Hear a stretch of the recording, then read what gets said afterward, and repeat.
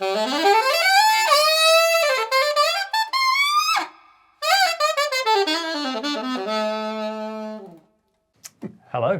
Hello, Simon. Hello. We're back. Nice to see you again. Hey. We used to do this video thing, didn't we? We did, yeah. And here we are again. Welcome, everybody. This video is particularly special, not just because the gang are back together, but because we have got, ooh, isn't it pretty? Ooh. A blue Vandoren. Dirty blue. Dirty blue, I won't go there. Everybody likes a bit of blue. This is a blue Vandoren A45 Jumbo Java. Now, what does that mean? I don't know what it means. I'll tell you what it means. Yeah. It means it's lively, it is punchy, and it's fruity. Why? Definitely that, yes. Super high baffle, tight little chamber, about a tip 8, similar size, and it is fruity. Now, why did they build this? Vandoren used to make it in the 80s, and it was very popular then because of that type of music. You remember, Simon? I do, yeah. Well, was I born then? I don't know. You were sort of, what can I say?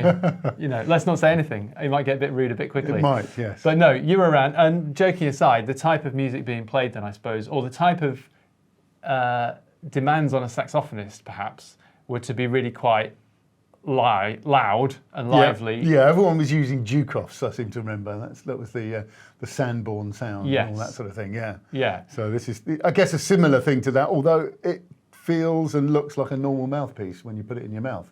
And that's exactly it. Yeah. It's a special sort of blue ebonite. And so if you maybe want that punchy, rocky, salsa-y, funky, dirty sort of sound, but you don't perhaps get on with metal mouthpieces, a lot of people don't. They don't like the feel or the maybe very narrow profile that you get with some metal mouthpieces, although this is fairly small. Yeah.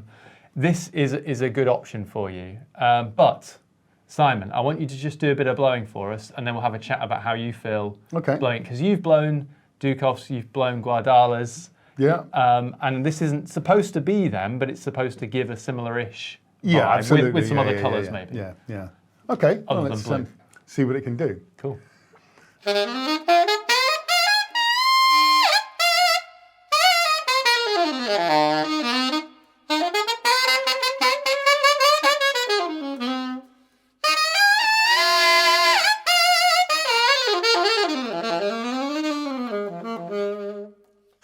Yeah, it's what I describe as being quite nasty, but actually in a fairly polite way, which is, I know sounds like a little bit of a dichotomy, but this is a mouthpiece that I could stick on and use, I think, for jazz and funk and various other things. It is quite versatile, you know, it's good at the bottom.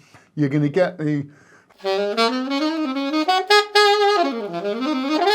you know, the sort of mellowness out of it, but then you can hear the brightness creeping through, and you sort of really push it a lot further than you'd push many mouthpieces. I mean, I would say it's an excellent upgrade for someone who perhaps has started off with, you know, something a bit bland and wants to play a bit more poppy, funky stuff. Yeah. You know, I love it. I've never played one before, and yeah, you know. I think it's great. I'll tell you what I would say as well, sitting here, sometimes with metal, this isn't metal, but we were comparing it in a way to that kind of vibe. Sometimes you get this kind of slight squelchiness in metal mouthpieces. You know what I mean? It's a bit kind of a plasticky squelchiness in the sound. Yeah. That doesn't have it because of the ebonite. And like you said, I suspect that makes it much more versatile. It isn't just a kind of paint peeler. It's, It can do that when you kind of hit the turbo. But there's enough, like you said, especially at the bottom, actually, it felt quite warm. Yeah. I didn't think it should. No. Or would. No, but I mean, you know, and it really screams at the top as well. The altissimo is so easy.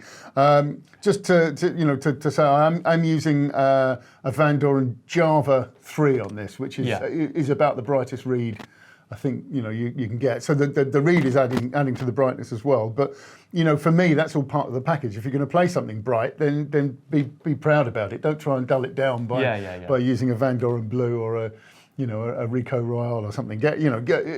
People want to hear you play bright if that's your bag. Yeah, you if know. you've got a Lamborghini body, you don't stick a No.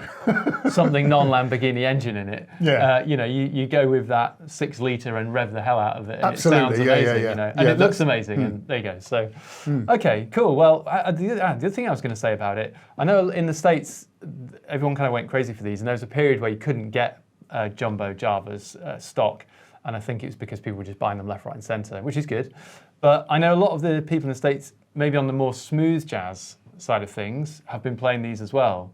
And maybe that goes to that point we were making, that it isn't just a big nasty funk pop piece. Yeah. You know, you can do a bit of what I would call that modern smooth, kind of that American vibe, if you will. Yes, yeah.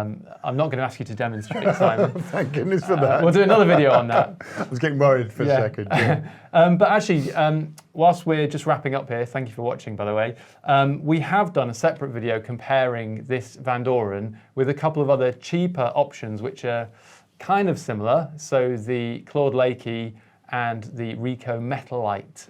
Yeah, so 3 different price points, and we've done a separate video, so keep an eye out for that as well. But I think we'll leave it there on the Jumbo Java.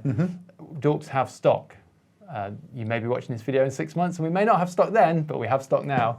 And they've been quite hard to get, so just bear that in mind. I'm going to ask you, if I can, Simon, to give us a little bit of a blowout, though. Oh, I'd be delighted, because I love this mouthpiece. It's great.